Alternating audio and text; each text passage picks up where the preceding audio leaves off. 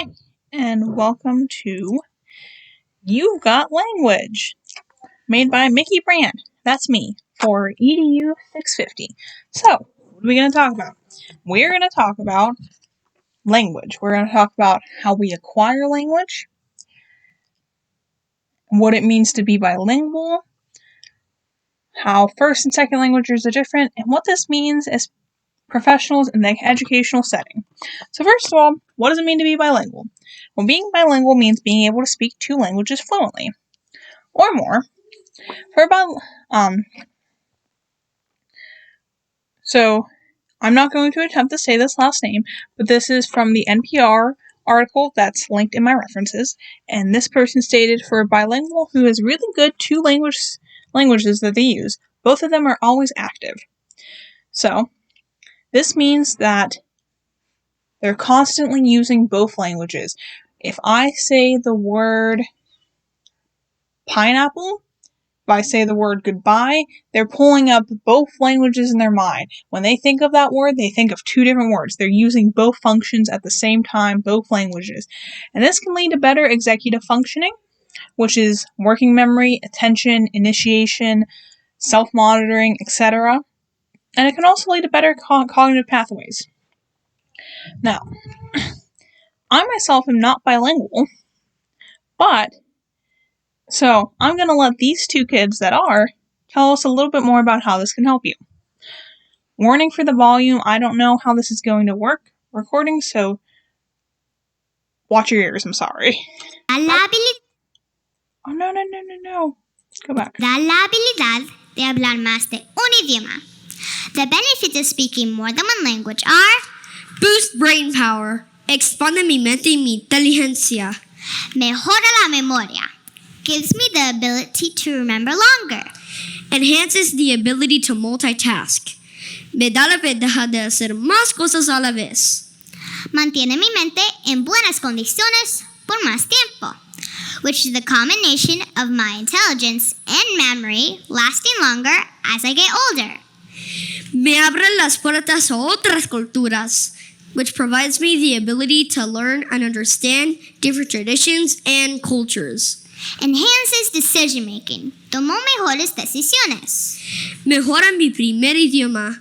By learning a second or third language, I become more proficient speaking my first language. We all have different ways of learning. So, we're not going to go through this whole video, but it is a beautiful reference, and these kids do an amazing job. If you want to go and check this out, I definitely recommend it. But yeah, so, as they talked about, learning a second language helps you better understand your first language. And it also helps you better be a more diverse person, have more cultural awareness.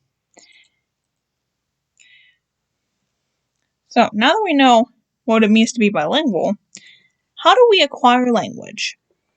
Well, there's 3 different types of language acquisition. First language acquisition, which is your mother tongue. This is the language you're born into, the language you grow up learning how to speak. And this language, every language, has a universal grammar. And it's different in every language. So in some languages, like French or Spanish, there's an article in front of every noun. Some languages, adjectives go before the noun, some they go after. Some languages don't have past, present, or future tense. The ones that do, almost all of them have different methods of ways that we use it. The grammar associated and the ways that we form sentences are different in every language. But that is something that you just learn naturally with your first language. Second language acquisition is any language acquired after the mother tongue. So this is where English language learners are. They're learning another language. Foreign language is technically a second language acquisition, but it is specifically acquired in the educational setting. So the difference is, when you're learning a foreign language, usually most of the education is in your first language. When I was in high school, I took 3 years of French. I'm by no means fluent in French, but I know a decent amount. However, most of my French class was taught in English. And it's very different than an English language learner who is fully immersed in the language. So, some similarities between first and second language learning. It happens naturally. We are wired to learn language and understand it. Another similarity is the use of context clues. We can use context clues to understand a situation. A little toddler who sees a bowl of fruit and the only word that they know that means fruit is apple can use the context clues to assume that's an apple. The same way with a 10-year-old English language student who the only word for fruit they know is apple. Maybe they're right, maybe they're wrong, but this is how we learn. Some differences are that learning a second language requires conscious efforts. The universal grammar can also be a problem or a difference in that it can interfere. If your language uses a drastically different grammar than the language you're learning, it can be hard and you might make mistakes. Another thing that helps is life experiences. When you're a little baby, you have never seen a zebra in a zoo before. So the first time you see it, that is the first time you learn that that creature exists. And then there's a name for it, and then you learn the name. When you learn it in the second language, you already know what that is. So now you just have to learn another word for it. Another similarity that I forgot to mention is silent periods. So this happens in both first language and second language, and it is before you fully understand the language, you're quiet, because you don't have any words to say. How are you going to speak a language you don't know? So, how do we acquire these languages? Well, our first language, we start learning from birth. We hear sounds, we learn sounds. Now, these are different for some students, and usually if there's difficulties in the first language acquisition, it is an early sign that something is going on. It can be an early sign of hearing difficulties, autism, developmental delays, intellectual disabilities, etc. But in most cases, for the average person, the first stage is babbling. This occurs in 6 to 8 months, and the child produces CV sounds, which is consonant vowels, such as mama or dada. Usually, they produce dada first, because the duh sound is easier to produce than the sound. And this is also the stage where they're learning how to make sounds with their vocal cords in their mouth and their tongue. These aren't actual words, but they're learning. The next stage is one word. So in 9 months to a year and a half, the child can start to say their first singular words. They might say cow, sissy, etc. 2-word stages. This is 1.5 to 2 years, so they can form mini sentences. So my niece is in this stage right now. Her favorite sentence is, "Sissy, wake up," that she says to her sister all the time. They're little sentences. They're not quite grammatically correct, but they make sense. You can understand what they're saying.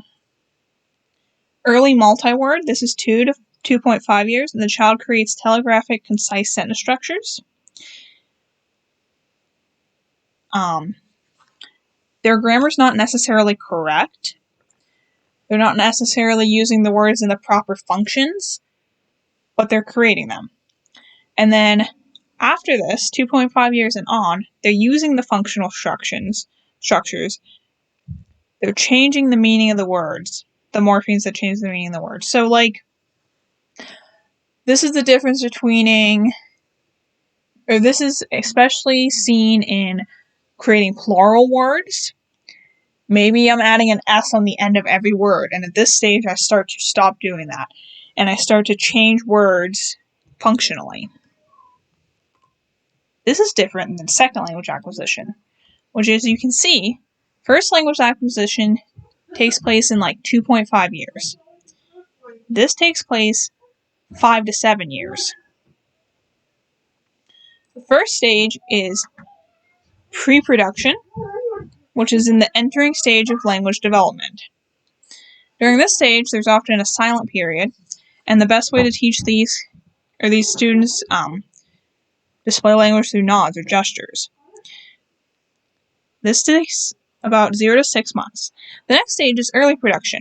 They have 1 or 2 word responses, there's limited comprehension, but they're starting to produce sounds. Next stage is speech emergence. At this stage, they're producing simple sentences, they have good comprehension, but they're still making grammatical errors. Intermediate fluency is the next stage. The student appears proficient, they have good comprehension, there's few grammatical errors, they seem like they're on the same level as their peers, but they're still developing. They might have difficulties with writing or providing their own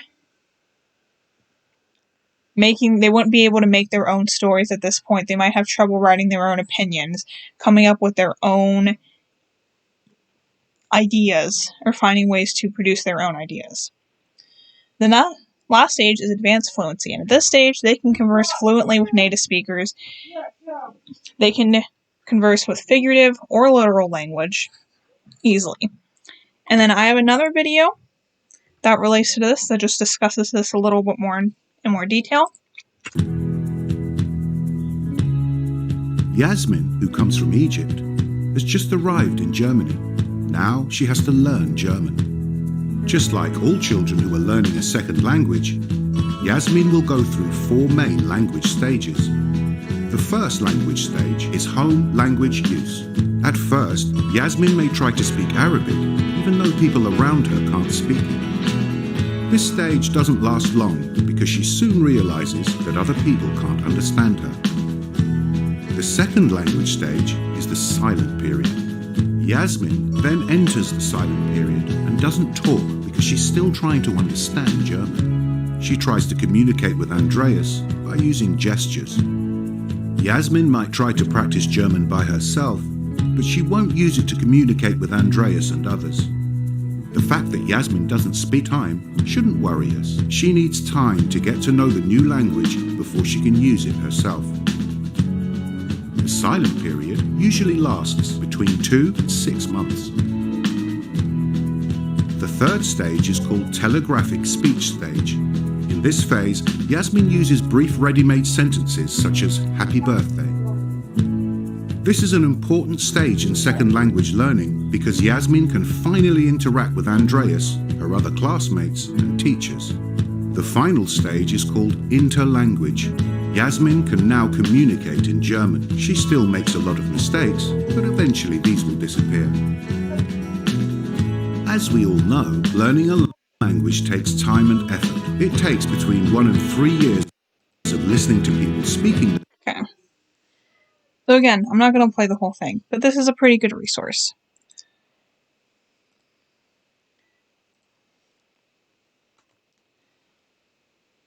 So there are a lot of theories to how we develop language. My favorite theory is the cognitive learning model, and this is likely because I'm a psychologist and a lot of what we do is focus on cognition. So, the cognitive learning model of language development assumes that second language is a conscious and reasoned thinking process. Students are active engagers, they're active learners, and they're actively trying to learn this new language. They use learning strategies, they focus on organizing, observing, categorizing, forming, all things that we can measure and observe objectively. The drawbacks for this is that this is difficult for low-level English proficiency students, so it's hard if you don't know the language to be an actively engaged learner in this language. But I like this model because of the learning strategies in it.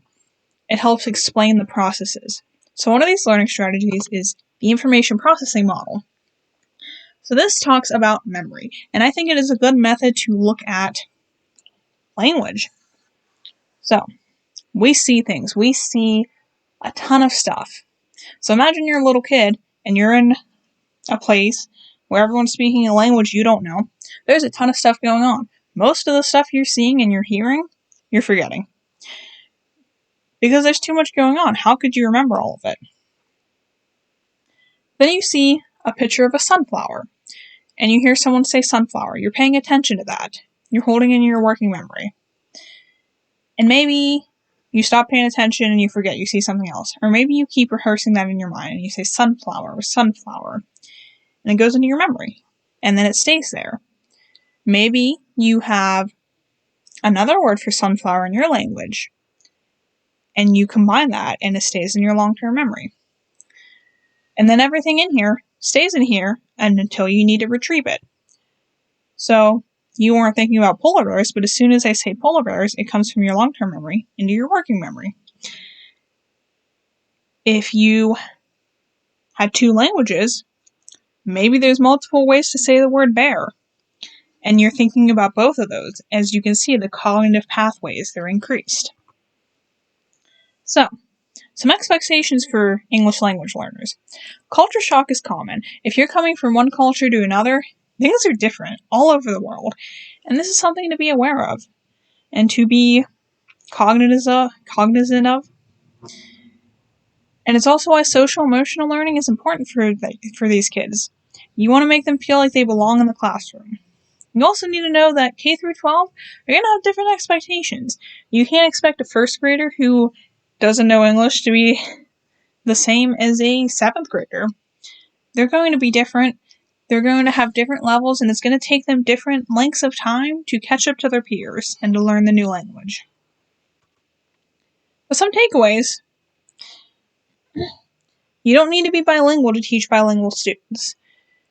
The best method that the research has shown is full immersion in the language. But you have to be able to manage your expectations. You want to set high expectations, not hurried expectations. We can't expect them to quickly catch up to their peers. But we can expect them to learn. Language development is a very long process.